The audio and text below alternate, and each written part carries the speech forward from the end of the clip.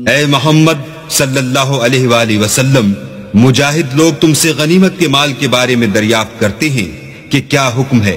کہہ دو کہ غنیمت اللہ اور اس کے رسول کا مال ہے، تو اللہ سے ڈرو اور آپس میں صلح رکھو، اور اگر ایمان رکھتے ہو تو اللہ اور اس کے رسول کے حکم پر چلو۔ مومن تو وہ ہیں کہ جب اللہ کا ذکر کیا جاتا ہے تو ان کے دل ڈر جاتے ہیں، اور جب انہیں اس کی آیتیں پڑھ کر سنائی جاتی ہیں تو ان کا ایمان اور بڑھ جاتا ہے،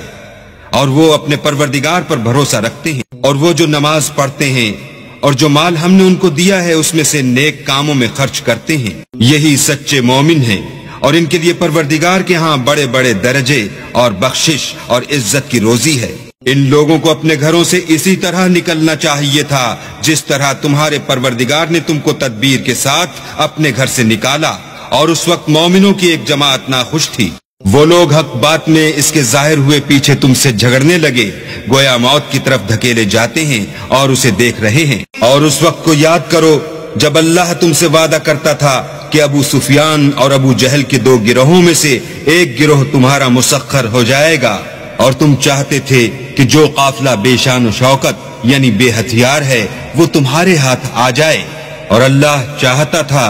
کہ اپنے فرمان سے حق کو قائم رکھے اور کافروں کی جڑ کاٹ کر پھینک دے، تاکہ سچ کو سچ اور جھوٹ کو جھوٹ کر دے، گو مشرک ناخوش ہی ہوں۔ جب تم اپنے پروردگار سے فریاد کرتے تھے تو اس نے تمہاری دعا قبول کر لی اور فرمایا کہ تسلی رکھو، ہم 1000 فرشتوں سے جو ایک دوسرے کے پیچھے آتے جائیں گے تمہاری مدد کریں گے۔ اور اس مدد کو اللہ نے محض بشارت بنایا تھا کہ تمہارے دل اس سے اطمینان حاصل کریں، اور مدد تو اللہ ہی کی طرف سے ہے، بے شک اللہ غالب حکمت والا ہے۔ جب اس نے تمہاری تسکین کے لیے اپنی طرف سے تمہیں نیند کی چادر اڑا دی اور تم پر آسمان سے پانی برسا دیا تاکہ تم کو اس سے نہلا کر پاک کر دے اور شیطانی نجاست کو تم سے دور کر دے، اور اس لیے بھی کہ تمہارے دلوں کو مضبوط کر دے اور اس سے تمہارے پاؤں جمائے رکھے۔ جب تمہارا پروردگار فرشتوں کو ارشاد فرماتا تھا کہ میں تمہارے ساتھ ہوں، تم مومنوں کو تسلی دو کہ ثابت قدم رہیں، میں ابھی ابھی کافروں کے دلوں میں رعب و ہیبت ڈالے دیتا ہوں، تو ان کے سر مار کر اڑا دو اور ان کا پور پور مار کر توڑ دو۔ یہ سزا اس لیے دی گئی کہ انہوں نے اللہ اور اس کے رسول کی مخالفت کی، اور جو شخص اللہ اور اس کے رسول کی مخالفت کرتا ہے تو اللہ بھی سخت عذاب دینے والا ہے۔ یہ مزہ تو یہاں چکھو اور یہ جانے رہو کہ کافروں کے لیے آخرت میں دوزخ کا عذاب بھی تیار ہے۔ اے اہل ایمان، جب میدان جنگ میں کفار سے تمہارا مقابلہ ہو تو ان سے پیٹھ نہ پھیرنا،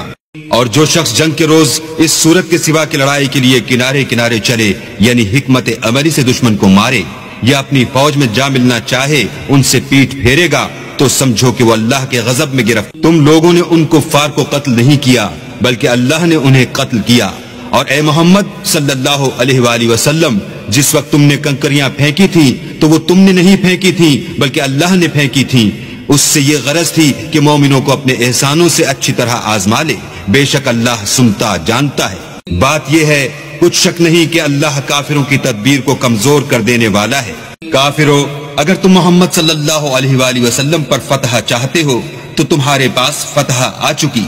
دیکھو، اگر تم اپنے افعال سے باز آ جاؤ تو تمہارے حق میں بہتر ہے، اور اگر پھر نافرمانی کرو گے تو ہم بھی پھر تمہیں عذاب کریں گے، اور تمہاری جماعت خواہ کتنی ہی کثیر ہو تمہارے کچھ بھی کام نہ آئے گی، اور اللہ تو مومنوں کے ساتھ ہے۔